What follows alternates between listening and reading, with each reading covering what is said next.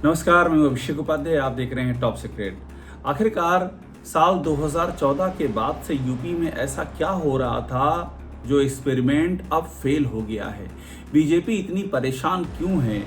जिस social engineering का गढ़ उत्तर प्रदेश था, वहां पर वो सोशल इंजीनियरिंग चकनाचूर क्यों हो गई है? योगी आदित्यनाथ के राज में बीजेपी को वो सबसे बड़ी चोट क्या लगी है जो बीजेपी के कलेजे को साल रही है और जिससे न सिर्फ उत्तर प्रदेश के विधानसभा चुनाव बल्कि 2024 में जो लोकसभा चुनाव हुआ है उसके भी समीकरण सारे बदल गए हैं। और वो है यूपी में जम करके शुरू हो गया जाति युद्ध। एक के बाद दूसरी जातियां आमने सामने आ रही हैं। खासतौर पर जिस तरह से दलित बनाम ठाकुर हो रहा है, इसने बीजेपी की चिंता बहुत बढ़ा दी है, क्योंकि दलितों का खासतौर पर जो गैर जाटव हैं उनका वोट बीजेपी से सरक गया है 2% 2024 के लोकसभा चुनाव में।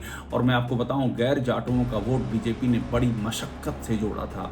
उधर गैर यादव ओबीसी और इधर गैर जाटव दलित। बीजेपी की पूरी सोशल इंजीनियरिंग इसी की इर्द गिर्द थी और लोकसभा में 2% ये छिटका है। और अनुमान ये है कि यूपी की विधानसभा आते आते एक बड़ा वोट बैंक और दरक सकता है इसी गैर जाटों में से। सवाल उठ रहा है कि ऐसा हो क्यों रहा है? इसकी वजह है जाति युद्ध। दरअसल यूपी में एक परसेप्शन ये बन गया है कि सरकार जो योगी आदित्यनाथ की वो एक जाति विशेष की सरकार है। वहाँ एक जाति विशेष को संरक्षण है।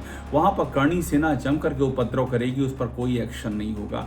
डबल बैरल की बंदूकें लहराई जाएंगी, उसको इजाज़त दे दी जाएगी रक्त स्वाभिमान सम्मेलन करने की, जबकि उसके नेताओं को पुलिस तलाश रही हो, जबकि वो चुने हुए सांसद पर अटैक करने की कोशिश कर चुके, जबकि कानून व्यवस्था का पूरा एक जो चक्रव्यूह होता है उसको वो तोड़ चुके हों, उसके बाद भी उनको रक्त स्वाभिमान रैली का इजाज़त दे दी जाती है और उसमें बाकायदा वो हथियार लहराते हैं। पुलिस की मौजूदगी में पुलिस को बाहर कर देते हैं, पुलिस कुछ नहीं कर पाती है।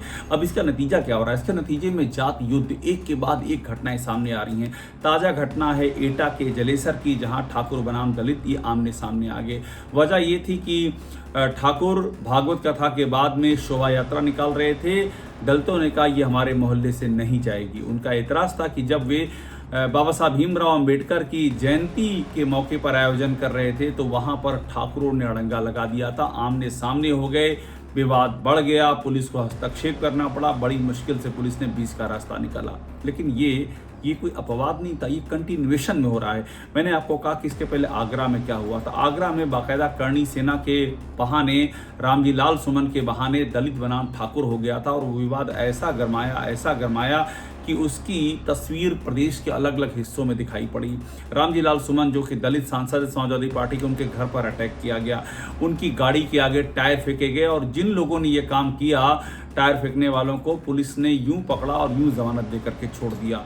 जिन लोगों ने उनके घर पर अटैक किया, उनमें जो वांछित था उपेंद्र राणा, वो पुलिस को बता करके आगरा में आया और उसने बाकायदा वहाँ पर एक राजपूतों के गढ़ का उद्घाटन किया। बोर्ड पे लिखा हुआ है, उद्घाटन करके चला गया, पुलिस देखती रह गई। तो एक के बाद दूसरी ऐसी घटनाएं हो रही जिससे ये मैसेज जा रहा है कि पुलिस और प्रशासन और सरकार ये सब इस प्रदेश में जो जाति समरसता है उसको मेंटेन नहीं रख पा रही। और आरोप ये लग रहा है कि ये सरकार तो एक जाति विशेष की सरकार हो चुकी है। बैकग्राउंड में आपको ले जाऊं, जो लोकसभा चुनाव चल रहे थे उस समय क्षत्रिय महासम्मेलन और क्षत्रिय महापंचायतें चल रही थी, उसको इजाजत दी गई, जबकि धारा 144 लगी हुई थी, जबकि आचार संहिता लगी हुई थी, जबकि ये बीजेपी के खिलाफ जा रहा था। वे लगातार बीजेपी को वोट ना देने के लिए आंदोलन कर रहे थे, सम्मेलन कर रहे थे, लेकिन योगी सरकार ने उनको इजाज़त कैसे दी, इसको लेकर के बड़े सवाल उठे। और सवाल ये उठे कि यही वो वजह थी कि लोगों की आंखों में गड़ रहा है, समझ में आ रहा है कि यहाँ तो एक जाति विशेष का राज है, तो बाकी जातियाँ भी अब गोलबंद हो रही हैं और इसी चलते ये टकराव लगातार बढ़ रहे हैं। ठाकुर और दलित बनाम जो टकराव, ये जाति युद्ध शुरू हुआ, ये कोई, मैंने कहा कि पहली घटना नहीं, एक के बाद दूसरी घटनाएं होती रही हैं। आप याद कीजिए साल 2020 में जो हाथरस में हुआ था, जिस तरह से हाथरस का जघन्य बलात्कार हुआ, वहाँ भी वही दलित बनाम ठाकुर की कहानी। और उसके बाद जिस तरह से वहाँ जाति के नाम पर प्रदर्शन किए गए, जिस तरह से वहाँ पर इस तरह के आरोप लगे कि ठाकुर समाज के लोग सामने आए हैं और उन्होंने बाकायदा बहुत ही उग्र शब्दों में अपनी बात कही है, वहाँ पर भी हाथरस में ये हुआ कि पुलिस प्रशासन वो एक्शन नहीं ले रहा जो उसे करना चाहिए, और वहाँ भी वही जाति युद्ध के आरोप लगे। और थोड़ा पहले आपको ले जाते हैं शब्बीरपुर का कांड। आपको याद होगा सहारनपुर के 2017 में योगी आदित्यनाथ के सीएम बनने के बाद वो पहला टेस्ट था ठाकुर बनाम दलित का, और वहाँ पर जिस तरह से दलित बनाम ठाकुर हुआ, चंद्रशेखर आज़ाद जो कि अब सांसद हो चुके हैं उनकी एंट्री हुई और बड़ा घमासान हुआ। लंबे समय तक शब्बीरपुर कांड लोगों के जहन में रहा, किस तरह से दलित बनाम ठाकुर का एक पूरा का पूरा पैराडाइम बन गया था। अब सवाल ये कि इससे हो क्या रहा है, इसका असर क्या है, इस पे बात करना बहुत ज़रूरी है। जाति युद्ध हो रहे हैं, ये सबको दिखाई दे रहा है, लेकिन इसका असर बीजेपी के वोट बैंक पे पड़ रहा है। बीजेपी का वोट बैंक धीरे धीरे करके साफ हो रहा है। 2024 में जो लोकसभा चुनाव हुए उसके बाद जो विश्लेषण सामने आए उसमें मालूम पड़ा कि बीजेपी का 8% का जो वोट बैंक कम हुआ है, गिरा है, उसमें एक बड़ी संख्या कुर्मी और मौर्या की है, और साथ में दलित वोट बैंक जो कि गैर जाटव था वो कम हुआ है।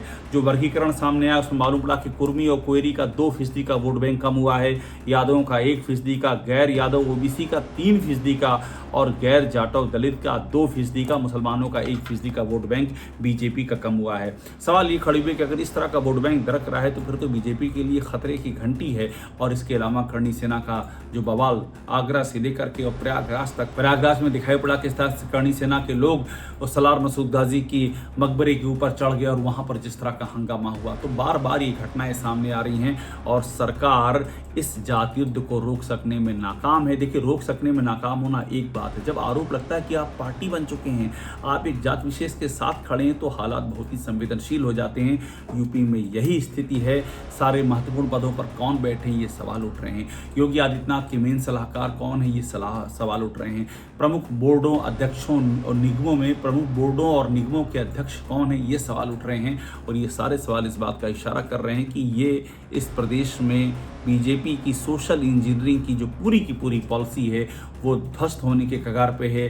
जातिवाद का आरोप लग रहा है और सरकार इस आरोप को झूठा साबित करने के लिए कोई कदम उठाने को तैयार नहीं है, और यही योगी आदित्यनाथ के कमजोर होने की सबसे बड़ी वजह भी है।